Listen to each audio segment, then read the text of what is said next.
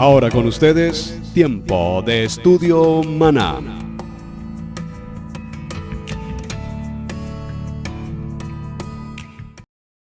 Bien, mis amados hermanos, bienvenidos nuevamente ya en esta recta final de semana a nuestro tiempo de estudio bíblico devocional. Su hermano Pastor Roberto Alfaro les saluda y les doy una cordial bienvenida a este tiempo maravilloso, apasionante del estudio de Parashá, estudio bíblico devocional. Estamos originando en la ciudad de Cherryville, Carolina del Norte, en los Estados Unidos. Para los hermanos que me han preguntado a través del correo y a través de Facebook, desde dónde estamos originando, en la ciudad de Cherryville, repito, en el estado de Carolina del Norte. Muy bien, ya nuestra recta final, apasionante historia, mucho tema por tratar. Yo obviamente cuento y participo con su intención en casa de desarrollar el estudio minuciosamente. Estoy muy agradecido con mi Padre Eterno por todos ustedes quienes me envían respuestas, tareas y además complementan la información, mucho tema por tratar.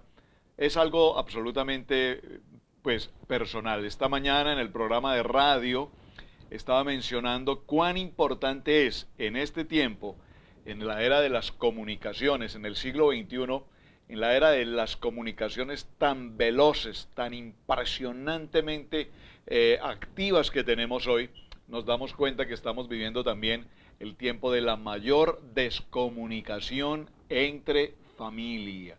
Nos comunicamos con personas en cualquier lugar del mundo, enviamos un texto, escribimos una información, enviamos una fotografía, una imagen e inmediatamente miles de personas en cualquier lugar del mundo la reciben.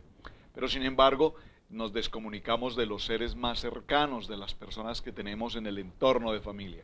Ya estamos en el tiempo de Shabbat, espero que ustedes en el horario que estoy originando esta producción en el día de hoy, ya tuvimos nuestro tiempo de Shabbat, ya nos reunimos en familia, compartimos los alimentos, compartimos la mesa del Señor, de tal manera que ahora nos vamos a dedicar un tiempo a la palabra, porque esto es Shabbat, precisamente estudiar la palabra, aprender la palabra y amar la palabra. Y esta mañana, repito, en el programa de radio, en Radio Génesis 128, he propuesto a todos los que nos escuchan y ahora en la jornada, a todos quienes nos ven, por favor, regresemos al tiempo de tomar papel y lápiz. El tiempo de las tareas. Yo mencionaba esta mañana recordar a mi mami, a mi madrecita desde cuando era muy niño. Ella en la radio sintonizaba una emisora y en esa emisora daban las clases por radio. Interesantísimo.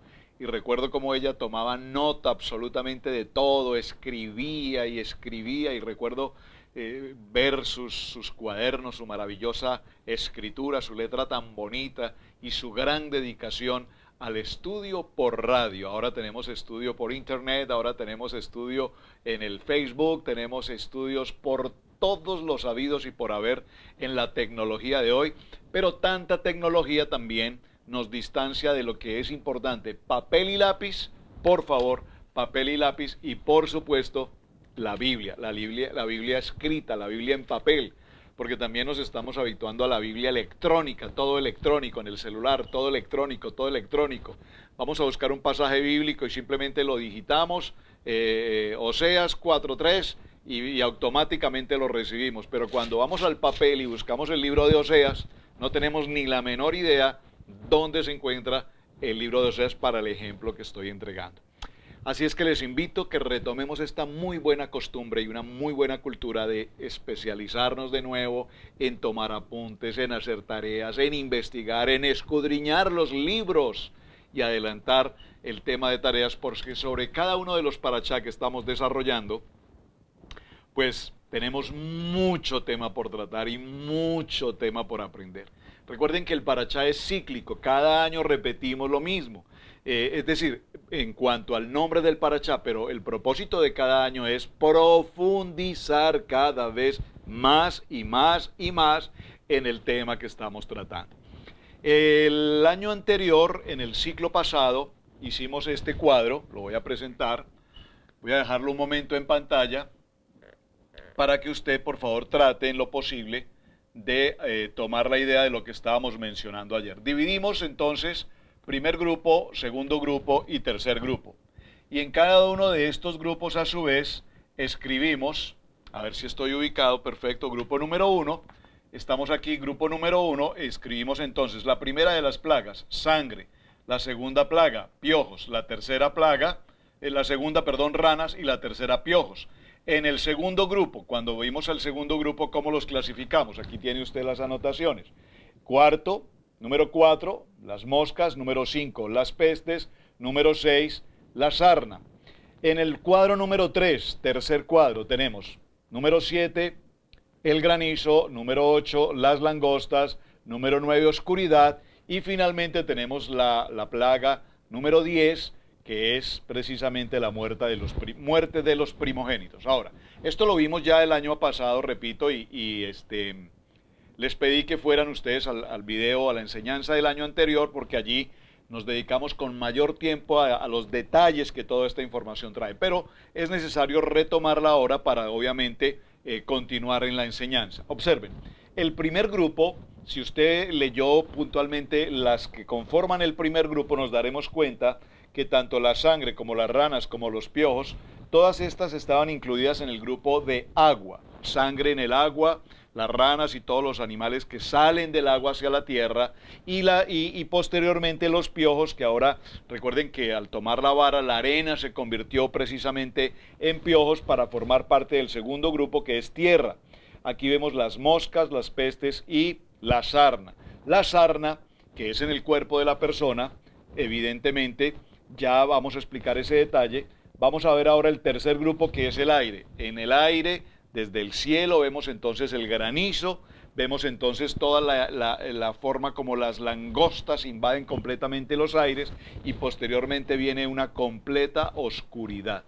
Ahora, este cuadro, repito, nuevamente lo voy a colocar un momento allí en la imagen. Espero que usted pueda dar un stop al video, tomar el gráfico y complementarlo ya en casa. Ahora, ¿qué debemos complementar en casa? Recordemos, en la primera gráfica que tenemos del grupo de sangre, nos dimos cuenta que la vara que se utilizó, dijimos entonces, fue precisamente la vara de Aarón, cuando el tema de la sangre. En la segunda peste, que fue las ranas, encontramos que también se sucedió utilizando la vara de Aarón. Y finalmente, cuando vienen los piojos, nos damos cuenta que también se utiliza la vara de Aarón. Ahora, lo importante aquí es ver que las primeras tres, la vara que se utiliza es la vara de Aarón. Entonces usted va a tomar nota frente a cada una de ellas. En el cuadro puede hacerlo un poco más amplio, cada uno de los espacios, y colocar los detalles. En las tres primeras, la vara utilizada fue la vara de Aarón. Y particularmente aquí vimos que los magos, los hechiceros, los de las ilusiones, los de los trucos, participaron activamente en estas tres y trataron de imitar, o imitaron, entre comillas digo imitaron, de lo que Moisés y Aarón habían hecho. En el segundo grupo, vemos que en el segundo grupo participaron tanto Moisés como Aarón. Lea muy bien los textos en cada una de ellas y notaremos que tanto Moisés como Aarón formaron parte de lo que fueron las moscas, las animales y las úlceras. Estos son las pestes y las úlceras. Estas úlceras, impresionante esta escena. Hoy estuve mirando precisamente un video en internet sobre las pestilencias, sobre las plagas de Egipto, y tratando de buscar información y conocer más acerca de todos estos documentales maravillosos. Y cuando presentaron la imagen relacionada con el tema de las úlceras, pues realmente al ver estas imágenes es dantesco, es impresionante. Nosotros lo leemos muy rápidamente, lo pasamos tal vez como muy desapercibido, pero logrando tener algunas de estas imágenes personificadas en estas películas, creo que podemos captar un poco más de cerca realmente lo impresionante, lo asquiento, lo fastidioso, lo torturoso, lo grave que fue realmente todo lo que está sucediendo. Me impresionó mucho la escena de las ranas, impresionante. Me impresionó muchísimo la escena de las úlceras, y estas escenas, pues repito, nos permiten tener una idea mucho más clara de lo que realmente pudo llegar a pasar. Finalmente vemos cómo en el tercer grupo, en el que tenemos el granizo, las langostas y la oscuridad o las tinieblas, allí solamente interviene Moisés. Muy importante, solamente interviene Moisés. Y finalmente, en la plaga número 10, definitivamente allí ya no interviene ni Moisés, no interviene Aarón, y por supuesto, solamente la intervención es directamente del Padre Eterno. Ahora, también es importante recordar que después del segundo grupo, entre el primero y el segundo grupo, los magos o los sabios del faraón, ya su trabajo fue menor. Ya ellos notaron que ellos no podían hacer nada con respecto a lo que se estaba sucediendo, y finalmente al llegar al tercer grupo, definitivamente, después de ver a todos esos magos llenos de úlceras, llenos de piojos, sarnosos y todo lo demás, definitivamente desaparecen de la historia. Entonces, el propósito del cuadro, repito, es que haga usted un ejercicio y frente a cada una de estas plagas coloque los detalles que estamos mencionando para que al final tomemos una conclusión. ¿Qué pasó con las tres primeras? ¿Qué relación tienen la número 1, la número 4 y la número 7? ¿Qué relación tienen? Esto se los dejo como tarea. El año pasado lo vimos, no quiero entrar en ese detalle. ¿Qué relación tienen las ranas, las pestes y las langostas? ¿Qué relación tienen los piojos, la sarna y la oscuridad? Porque si usted nota en este punto de los piojos, la sarna y la oscuridad, pues relativamente allí no hay una circunstancia de muerte. Definitivamente los piojos, aparte de ser una situación extremadamente incómoda y molesta, pues no pasaría de allí. En cuanto a la sarna, pues la sarna es una circunstancia muy fastidiosa, extremadamente, creo yo, demasiado horrorosa, si puedo usar esta expresión, pero finalmente pues de sarna tampoco nadie va a morir. Y en cuanto a la oscuridad, pues de oscuridad nadie muere, pero lo que sí quiero significar es que todos estos tres, si los observamos, tienen que ver con un efecto particularmente emocional, es decir, como que cada una de ellas afecta hasta lo más profundo del sentimiento. Es decir, aquí prácticamente estas plagas cumplen un efecto de carácter psicológico. Si podemos mirar este cuadro tan interesante, nos daremos cuenta entonces cómo también podríamos concluir que todo el trabajo, recuerden que el Padre Eterno Hashem dijo, levantaré y enviaré a mis ejércitos para rescatar a mi pueblo, a mi primogénito. Y aquí lo podemos notar en qué sentido. Podemos notar que evidentemente Yahweh envía sus ejércitos y sus ejércitos atacan por agua, por tierra y por aire.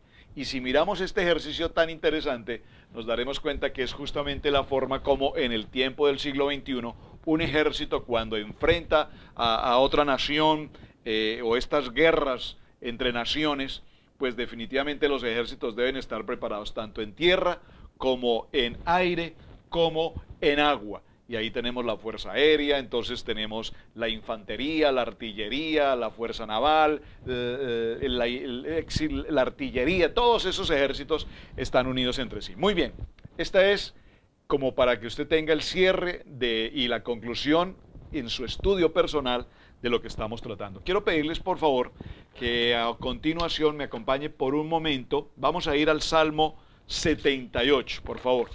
Observen el Salmo 78. A propósito, que el libro de los Salmos, Tefilín, el libro de los Salmos, cuando estudiamos los Salmos nos damos cuenta que prácticamente toda la Torá está escrita, narrada, si puedo decir entre comillas, interpretada en el libro de los Salmos. Y el Salmo 78, si miramos el verso 44, por favor observe que allí justamente vamos a encontrar la historia que estamos tratando de las plagas. Recordemos que Yahweh no las mencionó como plagas, las mencionó como señales y maravillas. Capítulo 4 y capítulo 7 de Shemot que acabamos de estudiar, allí aparece señales y maravillas. Las mencionamos como plagas, obviamente, repito, como consecuencia de ver el efecto que produce todo este tipo de situaciones. Verso 44, libro de Salmos, capítulo 78, verso 44, dice: y volvió sus ríos en sangre, plaga número 1, y sus corrientes para que no bebiesen.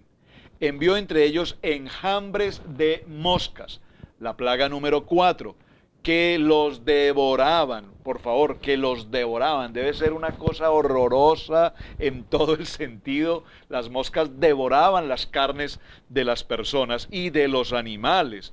Luego dice enjambres de moscas que los devoraban y ranas que los destruían. Dice la palabra, o mejor no la palabra, dice uno de los midrash que estaba consultando, leyendo, que estas ranas particularmente atacaban a los hombres en sus zonas privadas, en sus zonas genitales. Era una cosa impresionante. Recordemos que la rana tiene alusión al dios de la fertilidad, ya lo mencionamos en el programa del día de ayer, en el tiempo de estudio bíblico del día de ayer. Capítulo 45, y las ranas que los destruían. Luego dice el capítulo 46, Dios también envió a la oruga sus frutos y las labores a la langosta. Sus viñas destruyó con granizo. Granizo, recordemos que es la número 7. Las langostas, recordemos que las langostas son la número 8. Y también vemos cómo nos está hablando de la sarna, la número 6. Y sus higuerales con escarcha. Entregó al predisco sus bestias y sus ganados a los rayos. Ahora, si usted observa en el capítulo 44, 45, 46, 47, 48, verso 49, envió sobre ellos el ardor de su ira, enojo, indignación y angustia. Un ejército de ángeles destructores dispuso camino a su furor. Y bueno, si usted lee estos textos, estos pasuk del capítulo 78 de Salmos, notará que dentro de las 10 plagas mencionadas hay 3 que no están allí. Tarea para la siguiente semana. Lea nuevamente el texto, ya tenemos el cuadro con el número de cada una de ellas. Entonces ahora, leyendo el capítulo 44 en adelante, va usted a marcar número 1, número 2, número 3, número 4 y tome como conclusión cuáles son las 3 que no se mencionan aquí.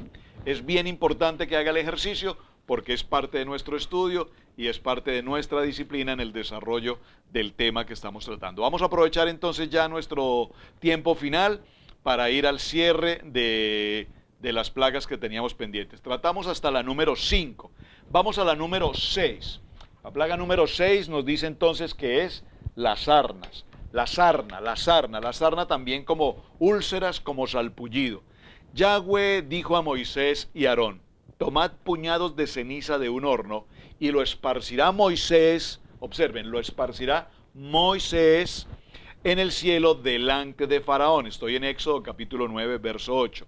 Aquí, esparcir la ceniza simboliza de cierta forma como la enfermedad, es decir, como cuando se contaminan los aires a través de un tipo de producto o cuando se fumigan, por ejemplo, los cultivos, los aires.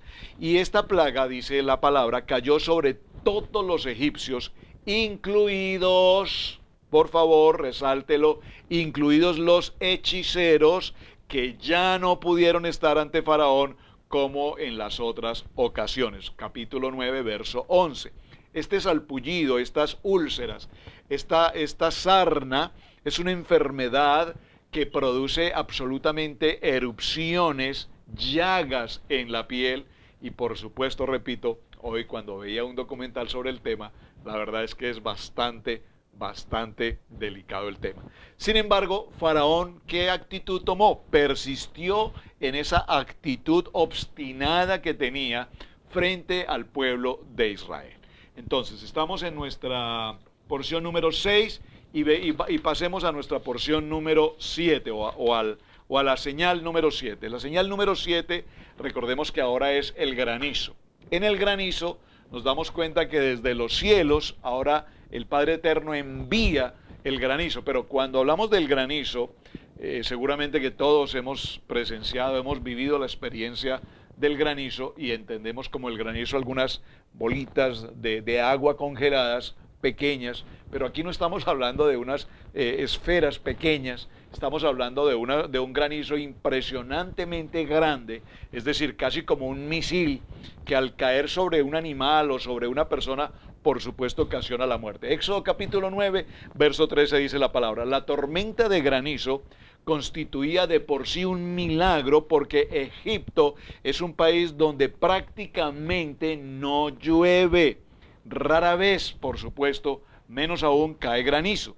Aún así, Hashem hizo más severo y destructivo este fenómeno natural, y el granizo pudo haber representado un ataque contra los dioses egipcios, Isis, la diosa de la vida, y Set, el protector de las cosechas.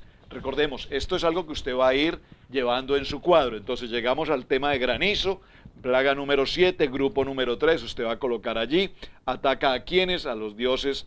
¿A qué dios está atacando? Entonces al dios Set, que es el protector de las cosechas, al dios Isis, que era la diosa de la vida. Y vamos a ver cómo en nuestro cuadro general de resumen encontramos cómo evidentemente el ataque del Dios Todopoderoso tenía que ver con todos los conceptos de animales, de la tierra, de todos los conceptos de idolatría que el pueblo egipcio tenía hasta este momento. Ahora, hay evidencias de que no se trató, repito, de un granizo normal como nosotros lo conocemos, sino que la antigua traducción judía del Talmud babilónico habla de nos afirma que se trataba de piedras muy grandes, y contrario a lo que nosotros pensamos que son frías, el hielo, realmente eran piedras muy calientes. Sin embargo, en la tierra de Gosén, y es lo que tenemos que resaltar aquí, en la tierra de Gosén, es decir, en la tierra donde se ubica el pueblo de Israel, no fue afectada por esta situación. Es el momento entonces en el que Faraón pide una intercesión de Moisés para que cese ese granizo, y reasume nuevamente su actitud, continúa siendo esa actitud de estar en contra del pueblo de Israel. Plaga número 8, estoy haciendo un resumen muy rápido para que logremos cerrar nuestro tiempo en este día. La plaga número 8 en nuestro cuadro, entonces tenemos las langostas. Muy bien. Moisés amenazó con una plaga de langostas. Los siervos de Faraón advirtieron al monarca de Egipto que estaba definitivamente ya devastado ante todo lo que estaba sucediendo. Estoy en el libro de Éxodo capítulo 10, verso 7. Sin embargo, al anunciarles Moisés lo que iba a suceder, era con el propósito de que el pueblo se apartara junto con todas sus posesiones, ganados, bienes. Fue el momento en el que Faraón negó nuevamente que el pueblo de Israel saliera a adorar a Dios. Estoy en capítulo 9, versos 1 al 20, léalo detenidamente en casa, por favor. Ahora, la langosta vino y se comió lo que quedó de todas las cosechas tras el paso de esta tremenda tormenta de granizo. Y por supuesto, coloca en una posición de peligro la supervivencia. Recordemos que ya fue afectado las aguas, los ríos, el comercio, la pesca, el alimento, la actividad económica, la salud de los seres, las enfermedades, la pestilencia. Todo absolutamente ahora es un caos en la vida del pueblo egipcio. Interesantísimo, repito, porque Gosén está completamente normal. Y llegamos a nuestra plaga número 9, o digámoslo mejor, como el Padre lo indicó en el capítulo 7 y en el capítulo 4, a la señal y a la maravilla número 9. ¿Cuál es? El tiempo de las tinieblas. Hubo densas tinieblas sobre toda la tierra de Egipto durante 3 días. Observen por favor aquí la importancia de ese 3 días. 3 días tiene una representación bíblica importantísima. Solo voy a mencionar una, dos. Abraham, Isaac y Jacob, los 3 patriarcas. Recordemos otra característica de 3. Por ejemplo, Noé tuvo 3 hijos. Adán, 3 hijos. Bueno, hay muchas características que podríamos mencionar, repito, con el número 3. Ninguno vio a su prójimo, ni nadie se levantó de su lugar en 3 días. Mas todos los hijos de Israel tenían luz en sus viviendas. Éxodo capítulo 10, verso 22. Por favor, espero que comprenda lo que estoy tratando de enseñarles. Aunque hay una oscuridad total en todo Egipto, recuerden, Gosén es un lugar dentro de Egipto, pero sin embargo el pueblo de Israel en Gosén tenían luz. Recordemos que aquí luz, ¿qué representa? Luz está representando la palabra, luz que está representando la Torá, luz está representando a Yeshua. Yo soy la luz. Es bien importante este aspecto que tenemos que considerar. Se trata entonces de unas tinieblas que se podían sentir, no solamente era la oscuridad, sino que eran tan densas que prácticamente al rozar con el cuerpo se podían, repito, percibir, se podían sentir. Y Faraón entonces llama a Moisés dándole la autorización para que los israelitas salieran con sus esposas y sus hijos, pero tenían que dejar tras de sí sus rebaños y todas sus manadas. Moisés no estuvo de acuerdo, tenía que partir con absolutamente todo. Así es que no quedará ni una pezuña en Egipto que pertenezca al pueblo de Israel. Así iba a ser la redención del pueblo de Israel. Faraón se encolerizó y exclamó: guárdate que no veas más mi rostro, porque en cualquier día que vieres mi rostro morirás. Moisés replicó: bien has dicho, no veré más tu rostro. Éxodo capítulo 10, verso 29. Y ya en el cierre, en el capítulo 11, versos 4 y 8, se afirma claramente que Moisés advirtió a Faraón de la muerte de los primogénitos. Ello hubiera podido ser en aquella misma audiencia por un mensaje directo de parte de Dios. Moisés salió encolarizado de la presencia de Faraón. ¿Qué es importante aquí, hermanos? Esta oscuridad muestra y está indicando algo muy interesante. Este punto vale la pena solo mencionarlo, pero quiero resaltar lo siguiente. Recordemos que el dios Ra, el dios Sol, era el dios principal del pueblo egipcio. De hecho, Faraón es conocido como el dios del disco solar, el dios Ra. ¿Y por qué era tan importante el dios Sol? Porque el dios Sol pues les daba vida, el dios Sol les daba luz, el dios Sol los mantenía, era el que permitía los climas, etc. La adoración al dios Sol, el principal dios de Egipto. Pero algo interesante sucede ahora. Dios Todopoderoso envía esta densa oscuridad con el propósito de mostrarle definitivamente al pueblo egipcio y particularmente al faraón que el Dios Todopoderoso, Él es Dios por encima de cualquier astro solar, lunar, las estrellas, porque Él fue quien precisamente creó los cielos y creó la tierra y todo lo que en ella hay. Es decir, en este proceso que vamos avanzando, estamos en la maravilla número 9 y tenemos que cerrar con la maravilla, la señal número 10. Esta señal número 10 es impresionante. La muerte de los primogénitos. La muerte de los primogénitos. Desde el primogénito de Faraón, que se sentía en su trono, hasta el primogénito de la sierva que estaba tras el molino, todo primogénito de las bestias, aún de los animales del pueblo de Egipto, van a morir. Los israelitas habían ya preparado el cordero pascual y untado su sangre con los postes de la puerta en sus dinteles. Recuerden que se marcaban las puertas con la sangre para indicar que allí estaba precisamente un hombre que reconocía el plan y el propósito de Dios, y esto establece un tipo de lo que es hoy, por supuesto, la preciosa sangre de nuestro Mesías, que constituye el testimonio de que ya ha sido ejecutado el juicio sobre los hombres y que por ello mismo la base de todos los tratos de Dios es ahora la gracia en favor del pueblo.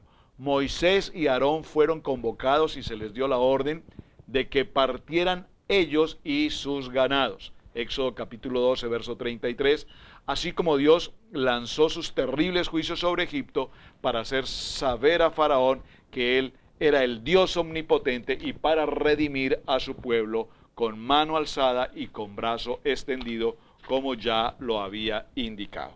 Muy interesante, mis amados hermanos, el tema que hemos venido considerando. Sé que he ido un poco rápido con el desenlace de la historia, pero simplemente quiero cerrar en este tiempo como vemos que en el Antiguo Testamento y particularmente en lo que ha sido Torá, ha sido considerado por algunos como un libro de mucha historia y de grandes leyes y reglas antiguas.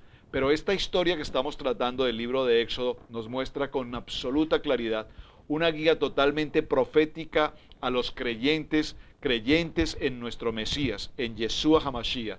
Y vemos cómo en el libro de Mateo, en el capítulo 6, versos 9 al 13, dice: Padre nuestro que estás en los cielos. Y aquí vemos que se declara toda la autoridad del Padre sobre nosotros. En el segundo libro de Timoteo, en el capítulo 4, verso 3, dice la palabra: porque vendrá un tiempo cuando no soportarán la sana doctrina, sino que teniendo comezón de oídos, acumularán para sí maestros conforme a sus propios deseos, y apartarán sus oídos de la verdad y se volverán a los mitos. Aquí es importante que resaltemos cómo el apóstol Pedro, en el segundo libro del libro de Pedro, en el capítulo 3, verso 13, voy a leer este texto, dice: pero el día del Señor Adonai vendrá como ladrón en la noche. Y aquí hace una referencia a la primera salida de la nueva, de lo que va a ser la luna nueva, la cual guía a las fiestas de ¿quién? De Levítico 23, las fiestas de Yahweh. Y vemos cómo dice: en el cual los cielos pasarán con gran estruendo y los elementos serán destruidos con fuego intenso y la tierra y las obras que hay en ella serán quemadas. Vemos entonces, mis amados hermanos, que todo lo que vimos al mencionar estas 10 maravillas son todas señales proféticas que tienen que ver con nuestros tiempos, que tiene que ver con la idolatría, que tiene que ver con el corazón endurecido, que tiene que ver con el propósito de los hombres en su mentalidad humana, apartados del plan, del propósito de Dios, ignorando la grandeza del gran yo soy, el Dios todopoderoso. Y mencionábamos ayer particularmente que hasta nuestros días, hoy, en el siglo XXI, vemos cómo precisamente tantos y tantos y tantos y tantos creyentes hoy, que llamados creyentes, comillas, olvidamos, desconocemos tanto de lo que hay en este precioso libro llamado la Biblia, por estudiar y por aprender. Así es que cuando nos tomamos estos minutos para desarrollar el tiempo de Parashá y profundizar, encontramos que hay tanto trabajo por realizar, tanto estudio por preparar, y que en este precioso libro llamado la Biblia, la palabra de Dios, tenemos que trabajar todos los días, todos los días, todos los días, leyendo, estudiando, preparando, escudriñando, aprendiendo, enseñando, porque aquí está escrita toda la verdad sobre nuestras vidas. Ahora, yo mencionaba con frecuencia ayer y hoy la importancia de estos documentales y todas estas enseñanzas que vemos en internet de ciencia y de tecnología respecto precisamente a este tema de las plagas de Egipto. Pero lo más importante es que la ciencia, aún hasta nuestros días, todavía no han logrado establecer cómo llegaron a sucederse todas estas maravillas, ni lo van a entender a menos que por la fe, dígalo conmigo, por la fe, porque la ciencia se mueve en conceptos de ciencia, de lógica, de entendimiento, de razón, pero nosotros los creyentes caminamos con el propósito de la fe, el emuná, en lo que escrito está, porque escrito está, y yo lo creo porque escrito está. Mis amados, este ha sido el tiempo de estudio bíblico devocional. Mucho tema, repito, por tratar. Les pido de manera especial en casa, por favor, profundice el tema. Lea sus textos bíblicos, vaya más allá, no se quede con estos pocos minutos. Comparta la enseñanza a tantas personas que hoy tienen tanta sed de la palabra y amor por estudiar la palabra. Si conoces de alguien que sabes que está buscando, que hay esta sed de la palabra, invítalo a que participe de este tiempo de estudio bíblico devocional. Su hermano, Pastor Roberto Alfaro, les saluda. Muchísimas gracias por acompañarnos y ya estamos en nuestro tiempo de Shabbat, así es que para todos, Shabbat Alej. Bendiciones, muchísimas gracias.